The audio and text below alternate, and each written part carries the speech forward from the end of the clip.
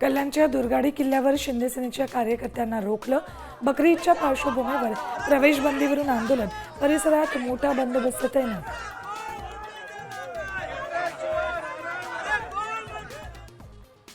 सुरक्षेच्या कारणास्तव पुण्यातील सारसबाग आज आणि उद्या बंद, पुणेकरांचा नाराजीचा सूर।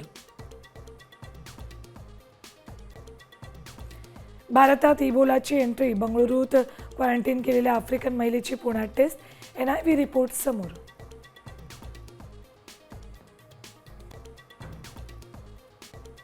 डिझेल दरवाढीचा मोठा फटका, 20 लाख ट्रकची चाकं थांबली।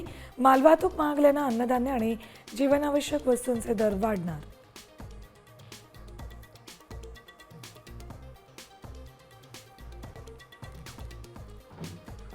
पुण्यात CNGच्या दरात 2.5 रुपयांची वाढ, नवीन दर आजपासून लागू। CNG वाहनधारकांच्या खिशाला मोठी कात्री।